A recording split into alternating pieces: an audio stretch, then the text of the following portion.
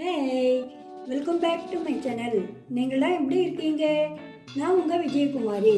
இன்றைக்கி நம்ம ஒரு தொகையில் வெரைட்டி தாங்க பார்க்க போகிறோம்.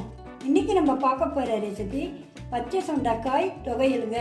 இதை செய்யறதும் ஈஸி, டேஸ்ட்டாகவும் இருக்கும். இப்போ எப்படி பண்ணுறதுன்னு பார்க்கலாம்.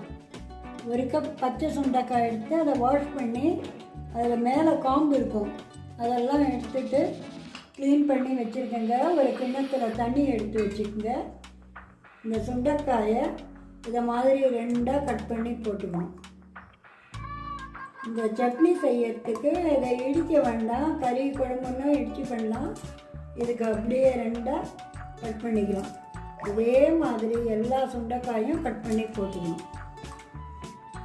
இதை பாருங்கள், இதை நல்லா கட் பண்ணி தண்ணியில் போட்டு வச்சுருக்கேன்.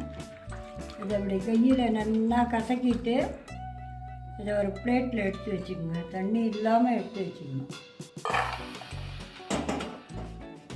ஸ்டவ் ஆன் பண்ணி ஒரு பாண்டில் வச்சுருக்கேன். அதில் ஒரு 2 ஸ்பூன் எண்ணெய் விட்டுக்கணும்.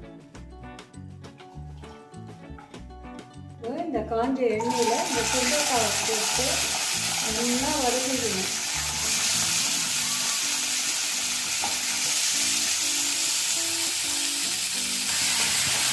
அது எண்ணெயிலேயே நல்லா வதங்கணும். அப்போ தான் அது அந்த கசப்பே தெரியாது, கொஞ்சம் கூட ரொம்ப நல்லா இருக்கும். இதை நல்லா வதங்கியாச்சு. இப்போ இதை ஒரு பிளேட்டில் எடுத்து வச்சுக்கலாம். திரும்ப அதே பானையில் 2 ஸ்பூன் எண்ணெய் விட்டுக்குங்க.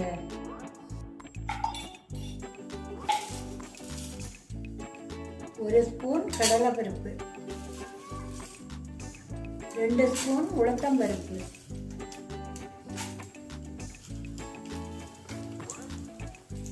ஒரு 1/2 ஸ்பூன் சீரகம், ஒரு 4 கடுகு. இதெல்லாம் போட்டு பருப்பெல்லாம் நல்லா சவந்து வரணுங்க. பருப்பெல்லாம் நல்லா சவந்து எடுத்துங்க. இதில் 1/2 ஸ்பூன் பெருங்காயத்தூள்,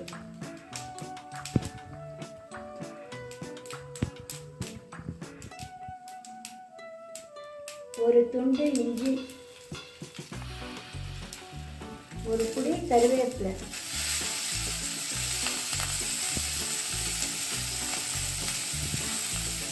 கொத்தமல்லி ஒரு புடி, 3 வரமிளகா, 2 பச்சை மிளகா. உங்களுக்கு எவ்வளோ காய் எடுத்துருக்கீங்களோ அந்த சட்னிக்கு ஏற்றளவு காரம் போட்டுங்க. ஒரு புடி பச்சை தேங்காய்,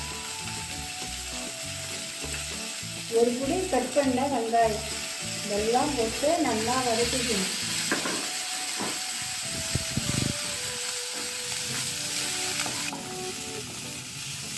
பாருங்க, இது நல்லா ஓரளவு வதங்கியாச்சு. இதில் ஒரு தக்காளி, மீடியம் சைஸ் தக்காளி, அதை கட் பண்ணி போட்டுக்கணும். புளி ஒரு சின்ன நெல்லிக்காய் அளவுங்க. அதை நல்லா அந்த பிஜல்லாம் நல்லா குச்சிலாம் இல்லாத மாதிரி அதை பிரித்து போட்டுக்குங்க. இதுக்கும் காய்க்கும் சேர்ந்து 2 ஸ்பூன் இருக்குது. இதெல்லாம் போட்டு நல்லா வதக்கிடணும். ஏற்கனவே நிறைய இந்த பச்சை சுண்டைக்காய் ரெசிபி போட்டிருக்கேன், பார்க்கலைன்னா பாருங்கள். இதை நல்லா வதங்கியாச்சுங்க. இதில் இந்த வதக்கின சுண்டைக்காவை போட்டு ஒரு கிளறிட்டு கேஸை ஆஃப் பண்ணிவிடுங்க. இது ஆறுனதான் தேவையான தண்ணி விட்டு நல்லா சட்னி அரைச்சிக்கலாம். நைஸாக அரைக்கணும்.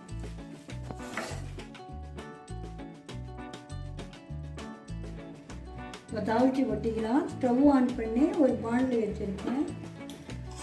அதில் 2 ஸ்பூன் எண்ணெய், கடுகு, உளுத்தம்பருப்பு ஒரு 1/2 ஸ்பூனு, ஒரு சிட்டிகை பெருங்காயம், ஏற்கனவே பெருங்காயம் போட்டிருக்கோம், கொஞ்சம் கருவேப்பிலை. கடுகு பொரிஞ்சு உளுத்தம்பருப்பு செவந்தணும்.